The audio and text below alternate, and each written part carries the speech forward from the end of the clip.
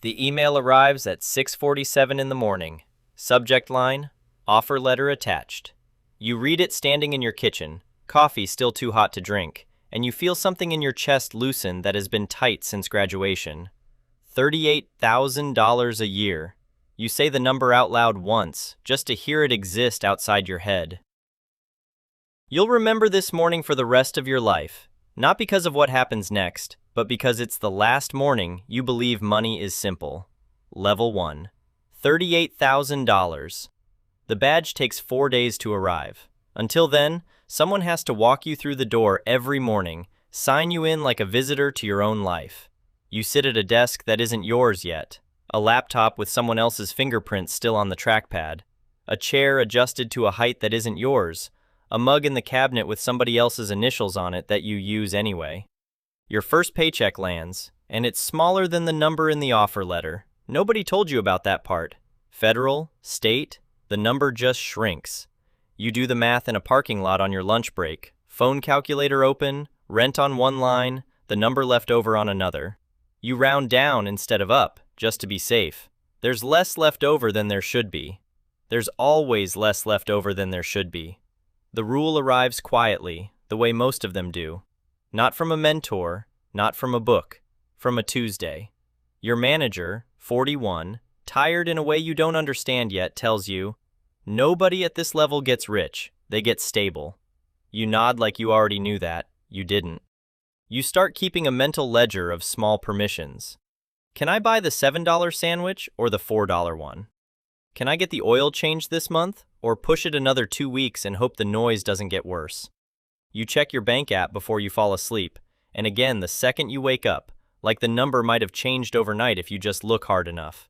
Stability, it turns out, is just anxiety with a lower volume. You tell your parents about the job over the phone, and your mother says the number back to you like she's tasting it. And you can hear in her voice that it's the most money anyone in the family has ever made in their 20s. Level 2. $65,000. The raise doesn't come from a meeting. It comes from a Slack message that says, "Congrats, effective the 1st," and nothing else. You stare at it for 11 minutes before you tell anyone. You move into an apartment with one bedroom instead of a shared one. The first night alone in it, you sit on the floor because the furniture hasn't arrived. And you feel something you don't have a name for yet. Not happiness exactly. Room. You feel room. Then the calendar invites start multiplying. Recurring syncs, stand-ups, a meeting to plan the meeting. You notice, without meaning to, that your calendar has become a map of other people's priorities, with small gaps where yours used to fit. You used to paint on Sundays. You still own the brushes.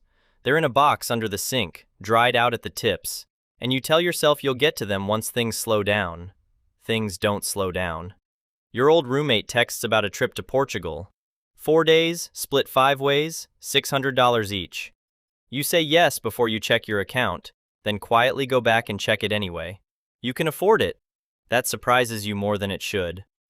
On the trip, someone asks what you do now, and you give the title instead of the description, because the title is shorter and sounds like it means more.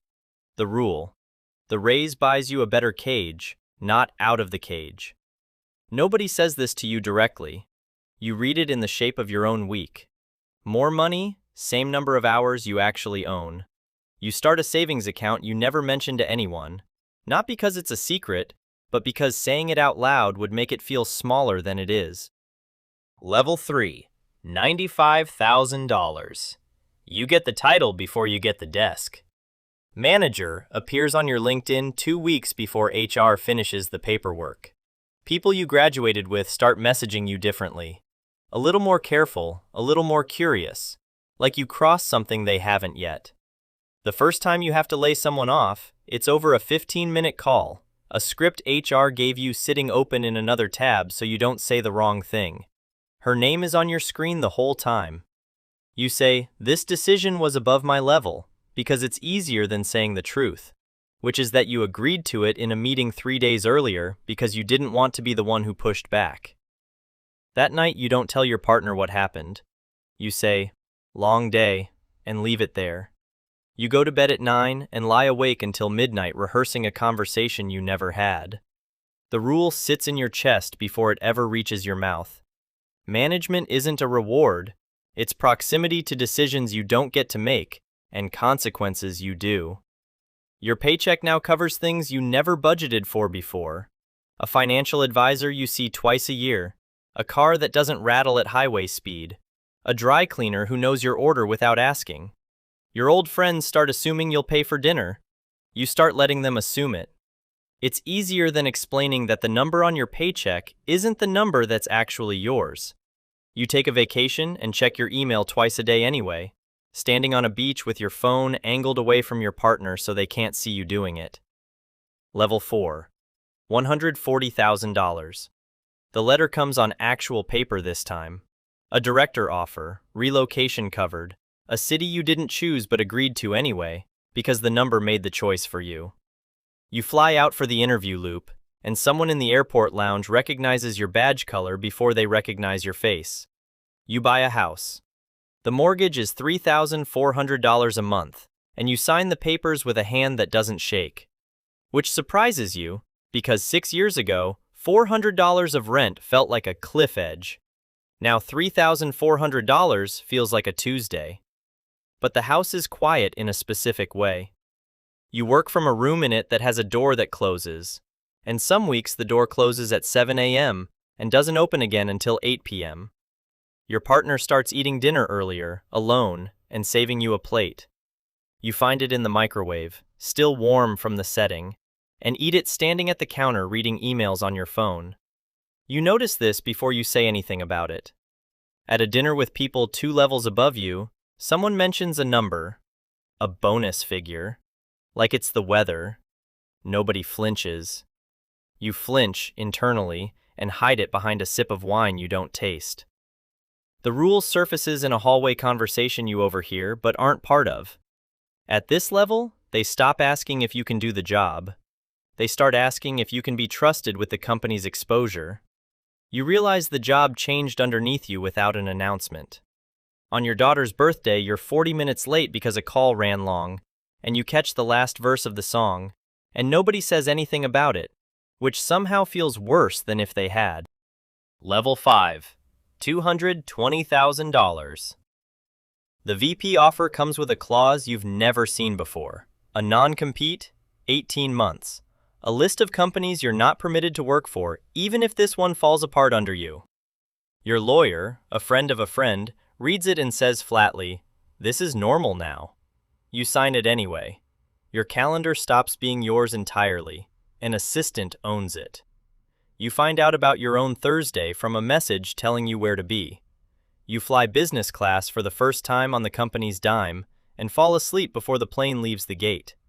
Not from luxury, from exhaustion so old it's become your resting state. You wake up over an ocean you don't remember crossing. The isolation here isn't dramatic. It's administrative. Fewer people key you on jokes. More people key you on liabilities. Your old college roommate, the one from Portugal, stops texting as much. Not from a fight, just distance. The kind that accumulates one skipped call at a time until it's permanent and neither of you mark the date. You scroll back through the thread sometimes, late at night, and can't find the exact message where it stopped. The rule, stated once by someone senior to you at a bar you didn't choose, in a voice with no weight left in it. Money stops being about things you want. It becomes about things you're now responsible for losing. You look at your account balance one night. 7 figures now, counting equity. And you feel less than you thought you would. You feel like a man guarding a number. A headhunter calls with an offer that would double it. You say no before you finish hearing the number, and you're not entirely sure why, except that some part of you already understands there's nothing on the other side of double that isn't also here. Level 6. $400,000. The call comes on a Sunday. Board seat pending, total comp north of $400,000. A compensation structure so layered, base, bonus, options vesting over 4 years, that you need someone else to explain your own paycheck to you. You hire someone to explain your own paycheck to you. Your house has a room nobody sleeps in. Your calendar has a room nobody enters. A 2-hour block every Friday marked reserved, which used to mean something and now means nothing, because something always takes it. At a dinner with the board, someone asks what you'd do if you lost it all tomorrow. You laugh, the way you're supposed to. Later, alone in the car, you actually answer the question, and the honest answer scares you more than the number ever comforted you. The bank doesn't have a customer at this level, the bank has a partner. Nobody explains that sentence to you. You just start noticing that the calls come from different numbers now, and the people on them use your first name like they've earned it. You think, some nights, about the kitchen, the coffee too hot to drink, the number that felt like enough. You don't miss the money from back then. You miss the version of yourself who thought a number could be an ending instead of a door to another room. The house is quiet at 11 p.m. on a Tuesday. Every light on, every device charged, and you're the only person awake in it. Not because anyone left, because this is simply what the top of the ladder sounds like, when nobody warned you it would be this silent. You think about the badge that took 4 days to arrive. You still have it somewhere, in a drawer you haven't opened in years. What level are you at right now, and did it feel the way you thought it would? Curious to hear it in the comments. If this kind of thing is useful to think through, there's more where it came from.